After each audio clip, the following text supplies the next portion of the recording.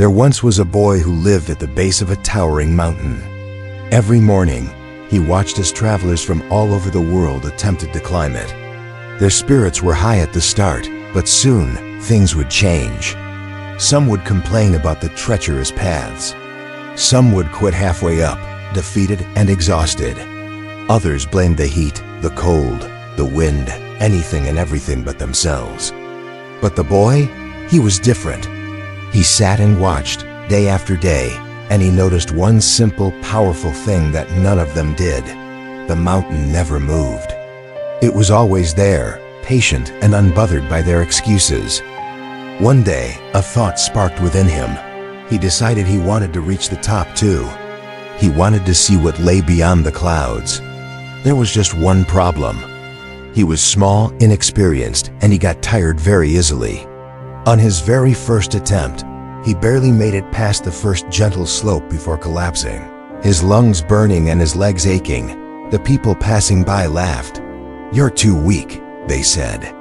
"This is no place for a child." But the boy wasn't discouraged. He didn't hear their words.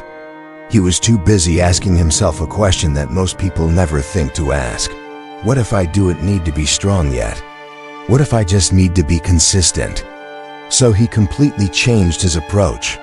Instead of trying to conquer the entire mountain in a single heroic day, he decided he would climb just a little bit every single morning. He set a simple rule for himself: show up. Some days he had energy and climbed 10 steps.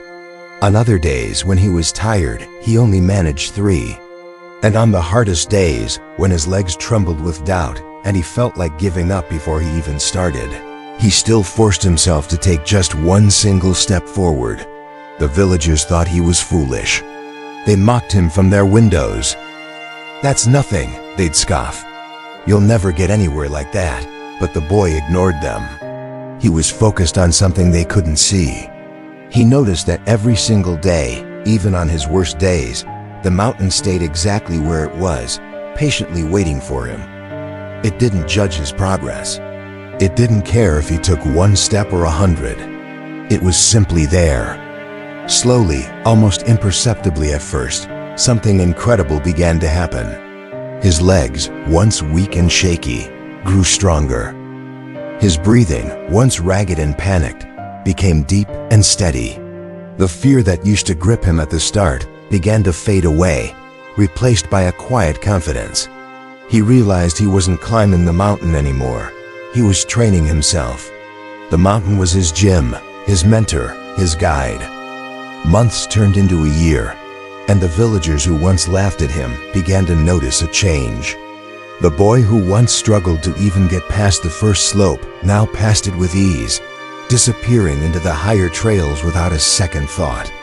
They whispered amongst themselves, wondering what his secret was. They thought he must have been gifted, or maybe he was just lucky. But the truth was far simpler. He wasn't special. He just showed up when no one was watching. He put in the work when there was no applause. Then came the day he reached the final stretch, the part of the mountain that was steep, dangerous, and utterly unforgiving. This was the point where many skilled climbers before him had turned back, their courage failing them. The wind howled, the rocks were loose, and the peak seemed impossibly far. But as he stood there, catching his breath, the boy remembered the simple truth he had learned on his long journey. Discipline isn't about feeling strong every day. It's about not quitting on the days you feel weak. With slow, steady, deliberate steps, he pushed forward, 1 foot in front of the other. He didn't look up at how far he had to go. He just focused on the next step, and then the next. And then, finally, he took one last step and found himself standing on the summit. For the very first time, he saw the world from above the clouds. The villages below looked like tiny toys, and the horizon stretched out forever. When he returned home, exhausted but with a deep sense of pride, the villagers rushed to surround him. They were in awe. "How did you do it?" they asked, their eyes wide with wonder. "What's the secret?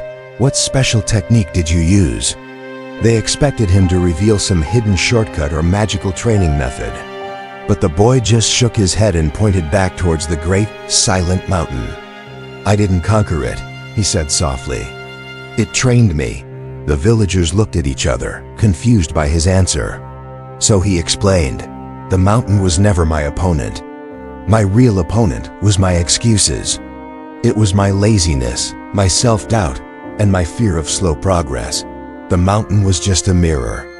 It simply stood there and showed me who I really was, day after day. And then came the real twist." He reached into his pocket and pulled out a small, worn-out notebook. It was filled with messy, hurried handwriting.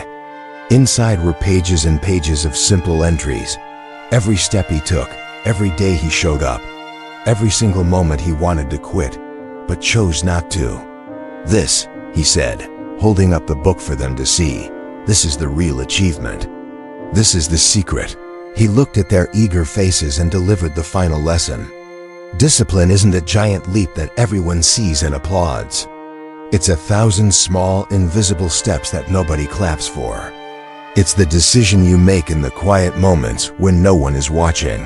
The moral of this story is simple but profound. Discipline is what turns our weaknesses into strengths, not through short bursts of intensity, but through unwavering consistency. You don't have to conquer your mountain today. You don't have to solve all your problems by tomorrow. You just need to take one step, and then another, and keep taking them day after day until the mountain that once looked so impossible becomes the very mountain you were trained to climb. Thanks for watching. If this story resonated with you, don't forget to like, subscribe, and share it with someone who might need to hear it today. See you in the next video.